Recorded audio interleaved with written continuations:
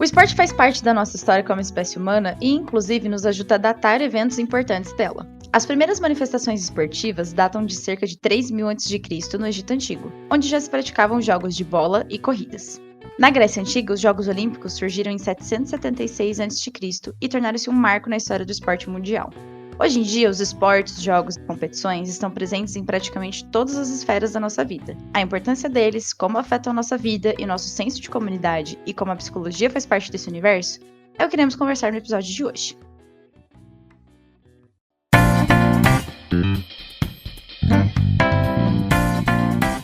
Bom dia, boa tarde, boa noite. Não sei de onde você nos escuta, mas eu sou a Nath.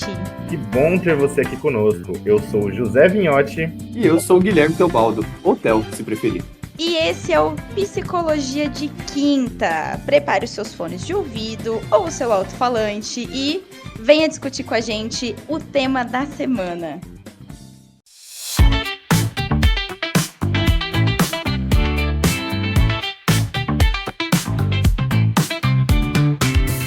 E hoje, mais uma vez, temos a nossa convidada Eduarda Silveira, que é psicóloga clínica, formada pela UEM, atua como psicoterapeuta formada em EMDR e também está concluindo a sua especialização em psicologia do esporte. Seja bem-vinda novamente, Duda. Olá, que legal, tô aqui de novo, gente. Obrigada pelo convite. Bem-vinda, querida. E é bacana a gente pensar, né? Acho que a relação da humanidade com os esportes, né? Acho que voltando um pouco, é indissociável, assim, a gente pensar a história dos seres humanos, do esporte, né? E não só do esporte, do exercício físico, né? É por isso que até em psicoterapia a gente recomenda tanto que as pessoas não sejam sedentárias, né? Porque o impacto do exercício físico, do movimento no corpo, ele vai para além do corpo, né? Ele se estende também à questão mental e emocional, né? Digamos assim. Pensando em esporte, eu acho que desde que mundo é mundo, que a gente começou a se organizar em sociedade e a gente já tinha esses exercícios físicos de caça, corrida e competição sempre muito latentes a nós. Desde que a gente começou a se organizar em grupos, creio que já começaram essas competições também, né? Como a Natália trouxe, é datado de 3000 anos antes de Cristo. Então, digamos assim, que a gente já se divide e compete em esportes há muito, muito tempo, né? E eu acho que vai bem pela linha que você falou, né, do se divertir com esportes, porque o esporte ele tem uma dupla faceta, né? Ele tem tanto o aspecto da mobilização física quanto o aspecto do próprio entretenimento, né? Até porque no final das contas, eu acho que a própria ideia de se participar de um esporte não é só sobre o movimentar-se fisicamente, como hoje a gente coloca, né? A gente atribui muito do exercício físico, faça algum esporte. Mas não, o esporte também envolve esse caráter natural dele, que é a própria diversão. Até porque no final das contas, se não fosse divertido, não ficariam 22 caras correndo atrás de uma bola, né? Ou por aí vai, né? Em outras modalidades, né? Então eu acho que esse caráter do entretenimento é um dos pontos fortes, vamos colocar assim, da ideia que a gente tem de esporte hoje, e é o que a gente vê, por exemplo, quando a gente tá sentado num domingo e em vez de fazer alguma outra coisa, a gente escolhe, por exemplo, estar ali assistindo alguma coisa, como nesse caso tem sido as Olimpíadas, né? A gente vê aí também o aspecto da competitividade também, né? A própria Olimpíadas, por si só, é um evento para mostrar o ápice da forma humana, né? Atinge ali, a gente fala de recordes, a gente fala de pontuações altas, de o maior do mundo, o maior dos últimos tempos, né? A maior pontuação das últimas 4 Olimpíadas, das últimas 5 Olimpíadas. Isso é incrível, né? Porque a gente está falando de pessoas que ultrapassam padrões comuns ali e estão se colocando em competitividade, né? São os melhores do mundo, os maiores do mundo, e isso atinge inclusive uma face ali até parece que sobre-humana, né? Uma coisa ali meio alienígena, meio extraterrestre. Quanto mais você vai chegando ali perto da perfeição, a gente vê a própria Simone Biles. Eu já perdi as contas quantas vezes eu vi no Twitter ou no famoso X Eu já perdi as contas de quantas vezes eu vi no Twitter a galera chamando a Biles de ET, de alienígena, porque ela é mesmo, ela é muito boa. Só que assim, é de se pensar também a ideia de que a psicologia do esporte, no caso, ela vem como uma forma de humanizar os atletas, não só os atletas olímpicos, né? A psicologia do esporte, ela vai tratar para além da alta performance, né? Ela vai olhar também para outros públicos, né? Para os idosos nos esportes, ela vai olhar para as crianças nos esportes, vai olhar para os esportes de maneira individual, de maneira coletiva, né? Os times e tudo mais. Então, assim, de qualquer forma, é bom lembrar que esses atletas, sim, eles são alta performance, eles apresentam alto rendimento, eles estão muito próximos a uma perfeição, mas os erros é os que fazem, é o que os fazem humanos, né? E a psicologia do esporte, ela tem muitos objetivos, ela tem muitas atuações, mas eu acho que um dos principais objetivos é humanizar essas pessoas que estão ali competindo, que estão se movimentando, que estão treinando, se preparando, porque não é fácil. O treinamento dessas pessoas, desses atletas, é muito intenso.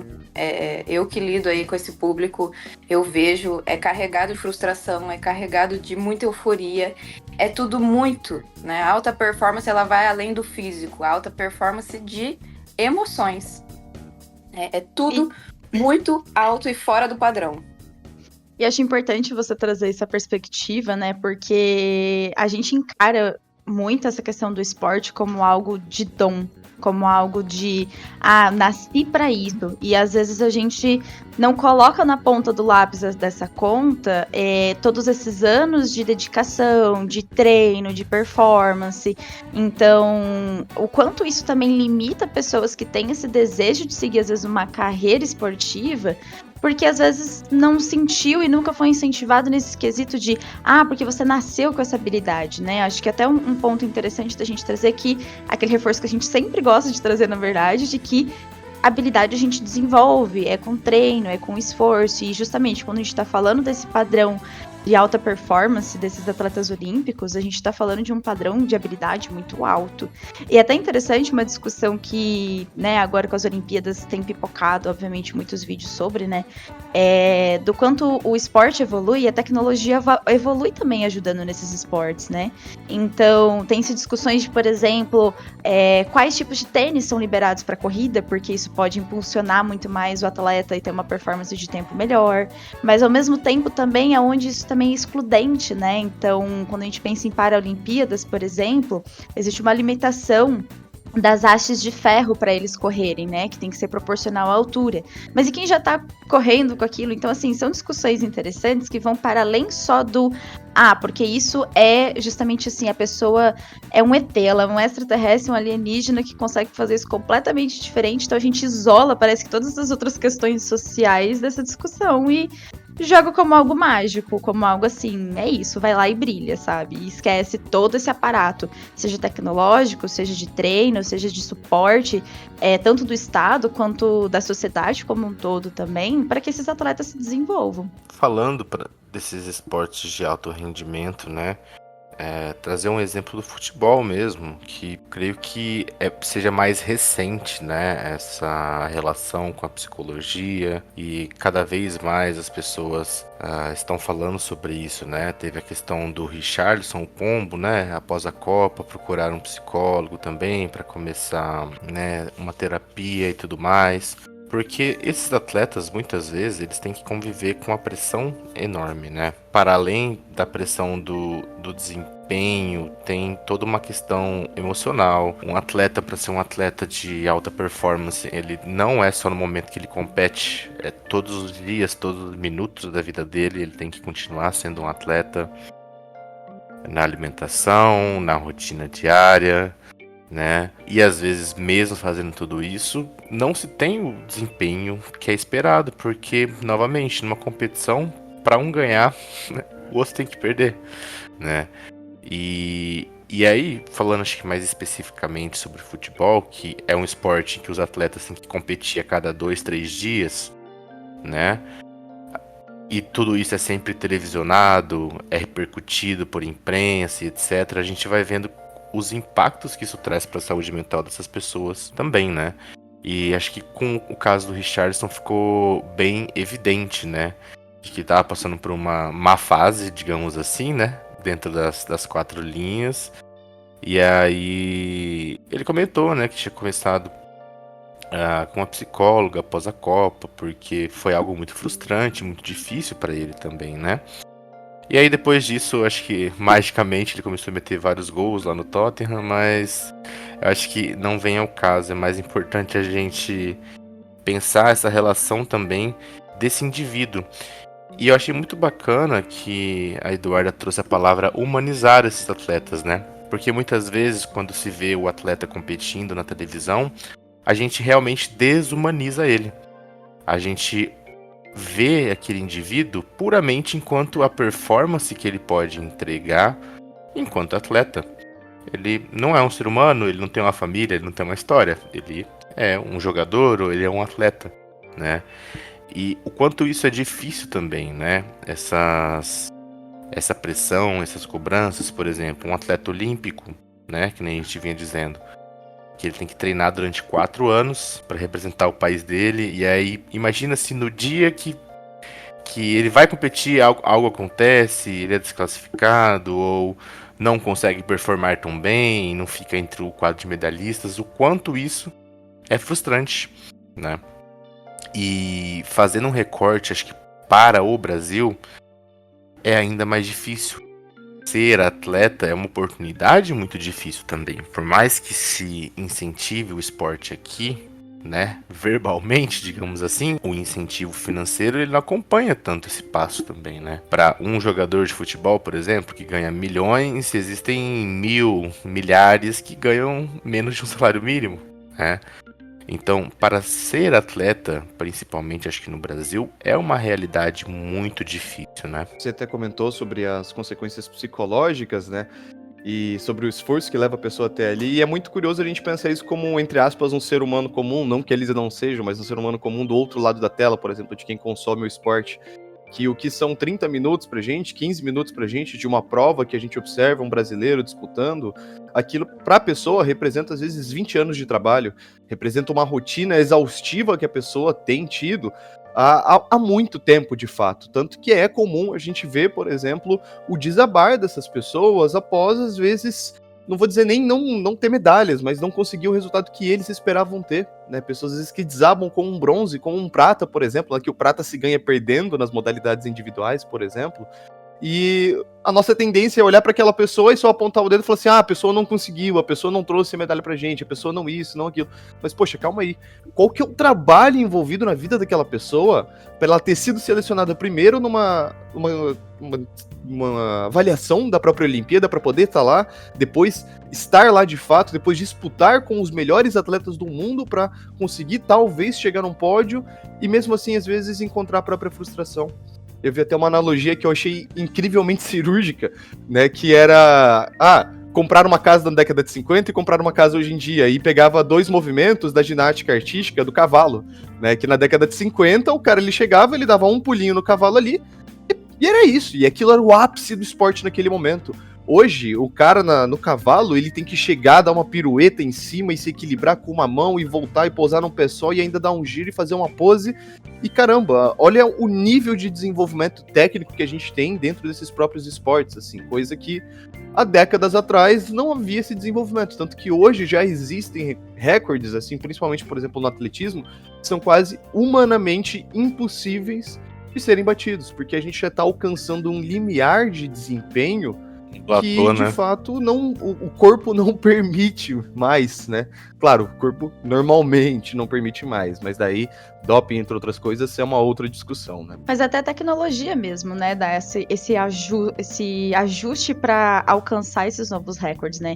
E isso que você comentou agora desse sentimento de ter perdido, né? Mesmo estando num pódio, foi o que me fez, assim, quase desabar vendo o próprio William dando uma entrevista, sabe? Foi a primeira apresentação do cara numa Ia Olimpíada. falar dele agora, né? Gente, tipo assim, ele se culpando porque ele conseguiu uma prata, sabe? E assim, chorando em rios de lágrimas na entrevista, a vontade de ir lá e abraçar esse cara, sabe? Ele, a Rafaela também, judoca, que ontem também, infelizmente, não conseguiu passar, né, pro bronze. E acho que uma outra questão também que, vendo, né, acho que domingo foi um dia muito emocionante, assim, que acho que também é um tópico interessante da gente conversar sobre o impacto do esporte nesse sentido de coletividade, né? Mas o José comentou sobre a pressão psicológica. E aconteceu um fato muito interessante, porque esse foi a segunda competição olímpica do skate. A primeira foi em 2020 nas Olimpíadas de Tóquio. Porém, nas Olimpíadas de Tóquio foi durante a pandemia, então não tinha público.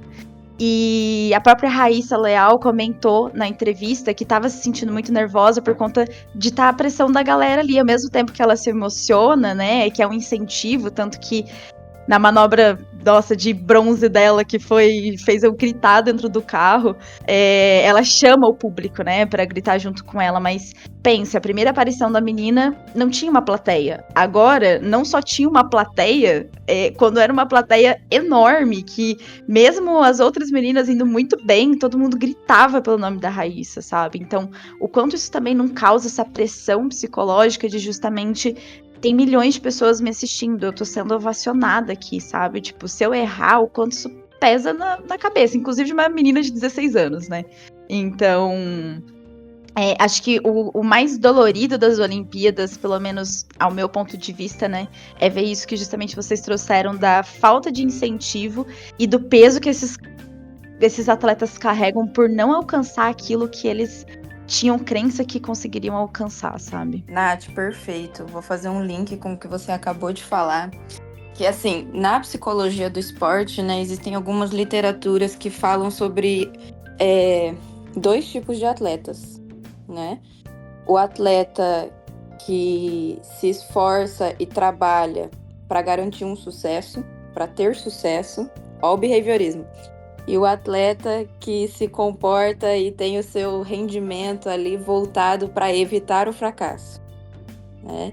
Então, por que a gente vê, às vezes, uma pessoa que ou nem chegou no pódio, ou pegou o bronze, muito feliz?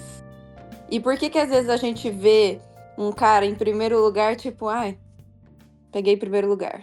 Tipo, isso aí já é tranquilo pra Não, mim, qualquer entendeu? japonês no pódio me dá agonia, eu fico puto, porque os caras, eles olham pro lado, eles dão um sorriso de meia boca e aquilo é o máximo de expressão afetiva em público Não. que eles conseguem fazer. E eu Se penso, colocarem caramba, né? samba como categoria olímpica, os japoneses vão vir tirar da gente, tá? Eu tô por aqui com esse povo. O Japão tá dando trabalho nessas Olimpíadas, né, gente? Realmente. Mas, assim, a gente consegue ver essa diferença entre os atletas da psicologia do esporte claramente, né? Esse exemplo do William, eu assisti essa entrevista porque eu também tava, assim, ovacionando, assim. Eu tava vibrando junto com todos os brasileiros que estavam assistindo naquele momento. E me cortou o coração quando ele falou assim, desculpa pela prata. Eu falei, meu amor, meu amigo, como assim desculpa pela prata, sabe? Você não é uma medalha que fala o que você é, mas assim, é completamente compreensível o que ele tá falando, né? Porque todos os atletas, eles vão com um objetivo. A maior parte vai com o objetivo de garantir uma medalha e outros vão ali para se apresentar, para estrear, né? A própria Júlia Soares da ginástica, a gente já sabia que ela não iria para frente porque ela não competiu em todos os aparelhos da ginástica, mas ela foi e cumpriu com o objetivo que foi, né? Ela estreou, ela teve uma nota muito boa no solo, ela teve uma nota muito boa naquela barra que eu esqueci o nome dela, no travessão ali, a trave. E assim, a gente vê um grande potencial aí da ginástica brasileira acontecendo. Mas, de qualquer forma, a gente vê atletas que vão com um objetivo, né? A própria Rafaela Silva, também na entrevista que ela deu no final, ela fala, né? Eu queria muito uma medalha. A gente vê esse objetivo. Mas, infelizmente, existem atletas que vão sair felizes. Existem atletas que vão sair tristes, vão sair frustrados, e é justamente esse período pós-competição que precisa ser muito bem trabalhado, né? Não é só a pré-competição que precisa ser olhada com carinho, esse treinamento psicológico, mas a pós-competição, aquele atleta, ele precisa muito de um suporte para que essa frustração não o paralise, né? Que esse sentimento ali de ter fracassado, entre muitas aspas, né? Porque a gente não pode considerar como fracasso você ter ido para as Olimpíadas e não ter conseguido uma medalha, né? Porque só do fato de você estar nas Olimpíadas, querido, querida, você é muito grande, né? Todos os atletas que estão ali, eles são muito grandes, então a gente precisa tomar cuidado ali nesse pós-competição. Assim, para além da psicologia do esporte, falando ainda de rendimento, a gente pode pegar o exemplo de vestibulandos, né? O pós-vestibular, até sair o resultado, né, da prova ali, das notas, se foi aprovado ou não foi aprovado, ele é muito angustiante, ele é muito frustrante. Aquela pessoa fica reavaliando aquela prova várias vezes, fica remoendo aquilo. Mas essa questão eu errei por falta de atenção. E o atleta é a mesma coisa.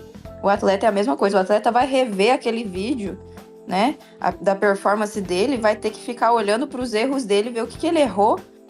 E olha como é desgastante isso, gente. Então, os atletas, eles abrem mão de muitas coisas, para além de coisas da rotina, né? Para além de coisas da alimentação, existem restrições emocionais também. Então, é ali um treinamento muito difícil.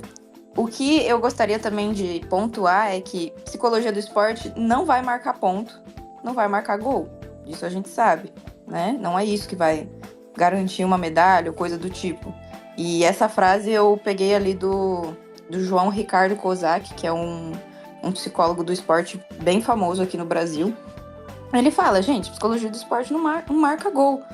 Só que a gente sabe que boa parte ali dessa preparação vai dizer respeito a uma preparação psicológica de concentração, de atenção, de regulação emocional. É muita coisa acontecendo ao mesmo tempo. Então, esse atleta, ele precisa gerenciar 2 vezes mais as suas próprias emoções e a sua concentração, a sua atenção, o seu foco, né?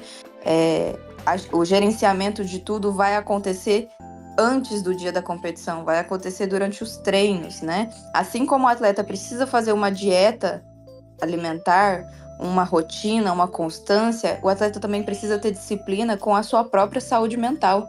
E não só o atleta, mas todas as pessoas que estão envolvidas naquela preparação. O técnico, a técnica, a família, o pai, a mãe, né? Cada um tem o seu papel. Sim, e eu achei muito interessante essa frase, né? De que o psicólogo não vai marcar o gol, né? No final das contas, quem ainda vai competir são os atletas, mas acho que trazendo nesse mesmo eixo que você trouxe, né? Não vai marcar gol, mas vai fazer com que o time talvez não se desespere ao tomar um gol, né? Às vezes você fez uma preparação para um campeonato e você toma um gol, as coisas não saem como esperado, mas não se desespera, continua com o que foi treinado, continuando ali, e acho que as chances são sempre maiores, né? E aí, falando nisso, eu lembrei, acho que de uma cena muito marcante pra gente, que foi na Copa do Mundo de 2014, né? A trágica Copa do Mundo de 2014, digamos assim. Mas antes daquele jogo contra a Alemanha, a seleção brasileira já estava desmoronando emocionalmente. Há muito tempo. Maior campeã de todas as Copas, jogando uma Copa do Mundo em casa, com sua própria torcida. A pressão era imensa naquela seleção. Que olhando hoje, assim, a gente vê que eu acho que foi um caminho muito natural aquela eliminação para a Alemanha. E a forma como ela foi, eu acho que indicia muitas coisas desse campo emocional. No jogo, acho que se eu não me engano, das quartas ou das oitavas, que foi contra o Chile, que o Brasil empata e vai para os pênaltis, a gente tem aquela famosa cena do Thiago Silva, que era o nosso capitão, chorando, né? Um jogo que ainda não tinha acabado, ia para uma disputa de pênaltis. E ali naquele momento a gente percebe o quanto que emocionalmente aquela seleção já estava desguarnecida, né? que aqueles jogadores estavam realmente num sistema de pressão e autocobrança muito ruim. E aí a gente pega, se eu não me engano, a Colômbia depois, e o Neymar é tirado da Copa, algo do gênero, né? E aí vem o fatídico jogo contra a Alemanha. Uma seleção bem preparada, que não tinha nada a ver com essas questões do Brasil, e enfim, a gente conhece o resultado, né?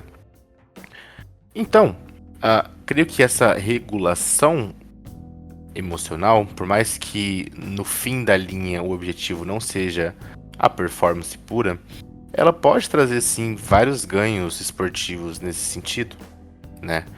Porque muitos esportes não se fazem só de qual músculo é mais forte ou qual indivíduo é mais rápido, mas sim de ter essa inteligência e essa flexibilidade emocional também, né?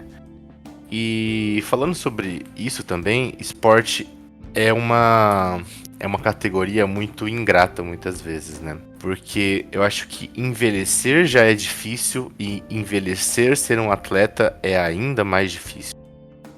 Porque o corpo já não responde igual e ao envelhecer a gente não tem a mesma produtividade, né? Em um exercício. Beleza, mas nós, enquanto indivíduos que não competem, a gente sente menos essa diferença, né?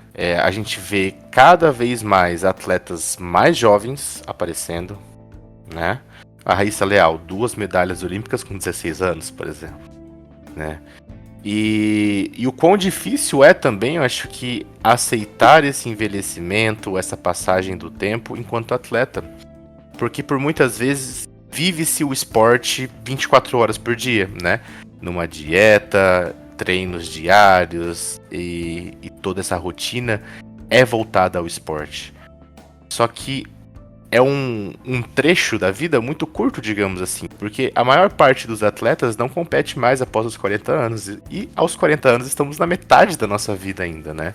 Então, essa questão do envelhecimento, creio que dentro do esporte, ganha camadas ainda mais complicadas, né? Até porque acho que envelhecer 1 ano pra gente é uma medida completamente diferente pra um atleta, né? Tipo, 2 anos pra um atleta é, sei lá, uma equivalência de nós, assim, entre aspas, réis mortais. É um cara que joga futebol com 40 anos nas costas, ele é considerado uma múmia já, né? Cara, é bizarro isso, né? Porque, por exemplo, para outras carreiras, né, que não são carreiras dentro do esporte, psicólogo, médico, sei lá, dentista, 25 anos, 30 anos, pô, cara é novo. Ainda tem muita experiência. Na verdade, quanto mais velho, melhor até, né? Exatamente. Nos 40, 50 é que tá o auge de carreira Mais ali, experiência, né? Exatamente. Agora, pro atleta, infelizmente, de fato, a sensação que me traz, e isso que eu vou falar agora, eu peguei de outra pessoa, do meu convívio aí, existe uma validade. Existe um prazo de validade. E é horrível falar nesses termos, mas infelizmente é o fato, né? É a verdade. E o corpo, né? Ele é o objeto de trabalho daquele profissional. Claro, todo mundo tem um corpo, é inevitável a gente usar o próprio corpo para trabalhar. Nós precisamos nos deslocar, enfim. Mas no caso dos atletas, o corpo ele é essencial. Ele é essencial, né?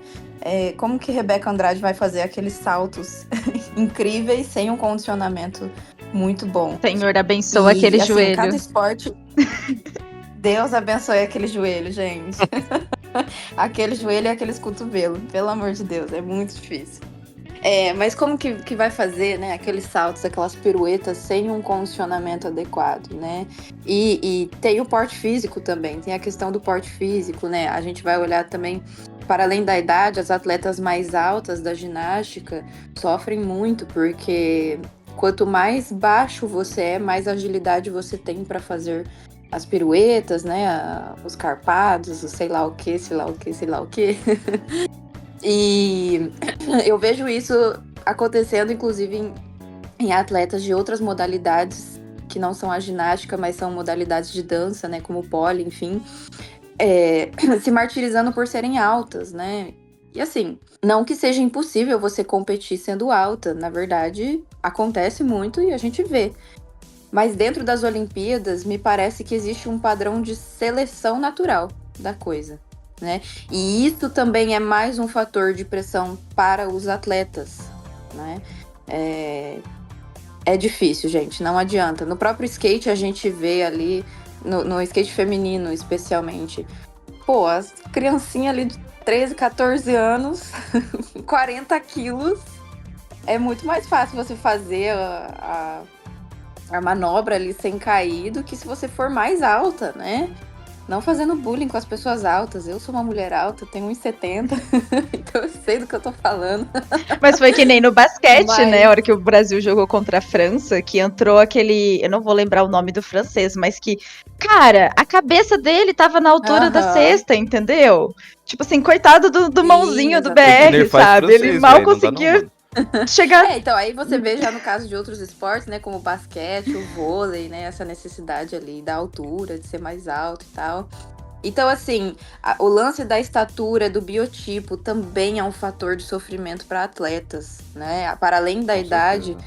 isso pega demais emocionalmente para eles, porque é mais uma coisa que vem para, entre aspas, incapacitar a pessoa, né? Ter aquelas crenças e aqueles sentimentos de incapacidade, de não vou conseguir, não vou dar conta. Então, é muita coisa acontecendo ao mesmo tempo, né? E claro, são 4 anos de preparação para uma Olimpíada, sim, mas esse atleta ele vai competir em outras competições não olímpicas, né? As competições regionais, nacionais, internacionais, enfim. Mas de qualquer forma, ainda assim é um sentimento de prazo de validade, né? Aquele corpo não vai aguentar. E nem aguenta, gente. Imagina você ficar 30 anos naquele alto rendimento. Não tem como, você vai se esfolar. Você vai acabar com o seu joelho, com o seu cotovelo, com o seu quadril, sei lá, né? A gente vê até esse aspecto sobre-humano acabando com a saúde desses atletas, né? Mas eles estão lá para isso, essa é a profissão deles, né? Não para isso, objetivamente falando, de acabar com o próprio corpo, né? Mas isso é uma consequência, claro, de todos esses anos de um treino intenso. E a gente vê até nos atletas mais velhos, né? O desgaste. Esse cansaço, esse desgaste, tipo assim, não quero mais competir. É só você ver qualquer cara do atletismo com mais de 40 anos, Sim. assim. Parece que a pessoa tá bem, tá com certeza mais saudável do que eu vou chegar aos 50 anos, mas a pessoa, ela chegou tanto, vamos colocar assim, no ápice do desempenho, que o coração da pessoa literalmente virou uma máquina e acaba que tem um envelhecimento Perfeito. físico mesmo ali, né? Então é isso. É bem, bem difícil, muita pressão. Vai além da pressão externa, né, de público, né, das pessoas comentando, das pessoas olhando, daquela tensão ali de todo mundo tá me vendo. Tem uma expectativa enorme, mas também tem o lance do corpo que mexe muito e tem um fator a mais que eu vejo muito, especialmente nas mulheres, um problema muito grande de relação com o próprio corpo, né? As mulheres, elas vão ter um fator a mais de o público comentar sobre o corpo delas, né? Ela tá acima do peso, porque sei lá o que, enfim. E assim, infelizmente, a incidência de transtornos alimentares em mulheres, isso aí eu tô pegando do TCC de uma amiga minha, tá? Luana Fritzen, ela fez um TCC sobre isso, sobre lesões em bailarinas e também sobre a incidência de transtornos alimentares dentro desse esporte. O balé não é um esporte, né? O balé é uma dança. Bom, não sei, desculpa aí, bailarinas, se eu tô falando besteira. Mas ela fala ali que existe uma incidência muito grande de transtornos alimentares em mulheres que trabalham com alto rendimento. Então, existem muitas coisas atravessando ali esses atletas e essas atletas especialmente. Pensar o esporte também localizado no contexto do Brasil é muito importante, né? Acho que até fala na música dos Racionais, né? Crime, futebol, música. Eu não consegui escapar disso também, né? Parece que é muito comum, pensando na realidade do Brasil, em que boa parte da sua população, economicamente falando, vive à margem da sociedade esperar na música ou no esporte, muitas vezes, ser a salvação e a ruptura, eu acho que dessas paredes que o cercam, assim, né? Brasil é o país do futebol, por exemplo. Vários craques surgiram daqui, tiveram uma vida difícil. Cria-se um sonho no imaginário da população, né? Então, muitas vezes, para o brasileiro, o esporte é um sonho também. Mostrar para o mundo que por mais que a gente seja subjugado, a gente é bom em alguma coisa, né? Acho que até muitas vezes para a população brasileira é um brado contra essa repressão e essa dominação, muitas vezes, né? Mas, novamente, ser atleta no Brasil é muito difícil, cara. Hoje, atualmente, a gente tem tido um pouco mais de incentivos do governo, por exemplo, né? A Bolsa Atleta, etc. Mas ainda assim a gente sabe que não é muita coisa. E a realidade mesmo no Brasil são de muitos ciclos interrompidos, né? Quantos Neymares ou quantos Pelés a gente não perdeu por aí? Quantos César Cielos da vida, né? Que a gente nunca vai chegar a descobrir porque simplesmente o caminho do esporte não era válido. Ele precisava trabalhar para encher a geladeira de comida ali e o esporte não conseguia trazer esse sustento para ele, né? Mas é até contraditório, né, pensar que como muitas vezes o esporte pode ser essa figura salvadora, digamos assim, em meio ao caos, né, muitas vezes, mas ao mesmo tempo é tão difícil, né, porque a competição, ela começa antes mesmo de você competir, né, a competição ela já é muito forte para você ser selecionado para competir, né, então uma peneira de futebol, por exemplo, em que um dia vai talvez ditar a vida de um atleta para sempre, né? Às vezes uma lesão, do tipo, quem não conhece aquele cara que jogava muita bola, mas machucou o joelho, tipo, muito novo, né? Clássica é essa, assim, sabe? Tipo, nossa, na escola eu conheci um moleque que driblava todo mundo, mas putz, machucou o joelho. Difícil, né? Então, conviver com tudo isso é basicamente estar alerta todo o tempo, né? Porque tudo parece muito ameaçador também, né? E acho que você trouxe uma palavra aqui interessante, que é essa dicotomia, né? O esporte tá tão intrínseco na cultura brasileira, é algo que une a gente, sabe? Eu até vi isso num tweet no domingo, que, nossa, a hora que Raíssa ganhou o bronze, o William ganhou a prata, a Marta fez o gol no Brasil, tipo, tudo ao mesmo tempo no domingo, dá vontade de sair na rua e pintar as calçadas de verde e amarelo, sabe?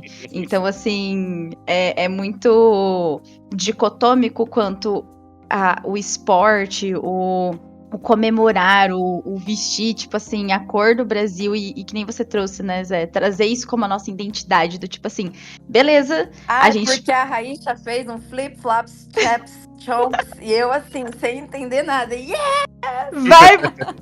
Vai Brasil, sabe? Então, tipo, é muito dicotômico, que ao mesmo tempo que a gente torce tanto e grita, tipo assim, beleza, e daí que a gente ficou no bronze, é a gente, sabe? A gente também desvaloriza ao mesmo tempo, né? Do tipo assim, acho que nem na parte quando a gente pensa no academicismo, né? Tipo assim, você só estuda ou você também trabalha? Acho que pro esporte também tem muito desse tabu, né? Mas você compete o judô, tipo assim, só nas horas vagas, e nisso você tá falando com alguém que tá querendo almejar entrar numa Olimpíada, por exemplo, né? E mesmo assim, tem muita gente que, além de treinar, tem que ter um trabalho extra também, né? Tipo, externo, assim, né? CLT da vida, assim, Então, mesmo acho sendo atleta olímpico. Exatamente, sabe? São várias as histórias, né? Então, é bem dicotômico, sim. Eu acho que é uma questão estrutural nossa enquanto cultura, sabe? Vocês também comentaram uma questão do esporte como entretenimento e, por exemplo, eu fui procurar, tipo, achei estranho. Falei, nossa, não vai ter competição de karatê? E aí eu descobri que o karatê não entrou para as Olimpíadas de Paris, né? Eles não tá acontecendo. E o principal fator de escolha para isso é entretenimento. Tipo, as pessoas não assistem mais tanto. Então, por que eu vou dar a visibilidade de um esporte que não mobiliza tanto, por exemplo, pessoas mais novas, não traz um público para assistir, enquanto eu posso colocar outras modalidades que têm essa preferência, né? Não desprezando ou desmerecendo uma em relação à outra, mas é assim que são ditadas as coisas, né? O entretenimento, o número de um público também dita o valor de investimento, o quanto de tela eu vou dar para aquele público, né? Para aquele esportista, por exemplo, e assim por diante. Ainda mais hoje, na era em que tudo é baseado nessa faceta de seguidores, likes, entre outras coisas, né? A gente teve até uma discussão fora do episódio aqui, mas que eu acho muito válido a gente trazer, que, por exemplo, atleta e músico, né? Mas principalmente atleta, nesse caso do episódio de hoje, é alguém que pode ter muita habilidade, mas se a pessoa não possui mídia, ela vai embora. Ela passa como se ninguém tivesse visto, até por causa daquela ideia do prazo de validade, né? Então, por causa de alguns grandes jogadores de futebol aí que a gente vê, já que é o maior exemplo do Brasil de produção de atletas, né? Um dos grandes jogadores de futebol que a gente tem, por exemplo, que foram comercializados aí a 60 milhões de euros, entre outras coisas, são moleques muito bons, com certeza, mas que a gente vê outros moleques muito bons, iguais, mas que às vezes não receberam o espaço, a oportunidade e a mídia para poder reproduzir tudo isso. E olha que é o esporte mais assistido e que mais gira dinheiro no Brasil. Imagina aqueles que não são. Total, gente. Total. Eu acho que, só para finalizar aqui, a última fala, o último comentário, e reiterando o que eu já falei, né, a gente está trazendo aqui todos esses termos, né, prazo de validade, né, um termo horrível, assim, desculpa, gente, eu trouxe ele para a roda aqui porque eu escutei ele no meu convívio com atletas, né, mas só que assim, a gente está falando de seres humanos, ainda estamos falando de seres humanos, e são seres humanos que não podem ser reduzidos a uma pontuação, não podem ser reduzidos a uma medalha ou a falta de uma medalha, não podem ser reduzidos,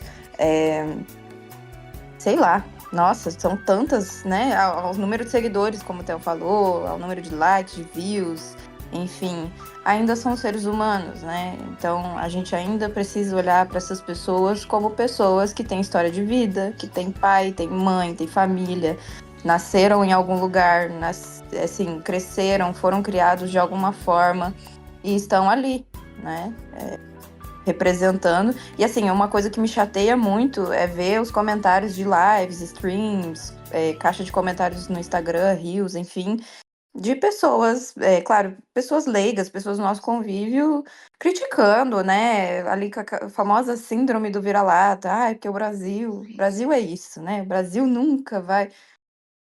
Calma aí, amigão.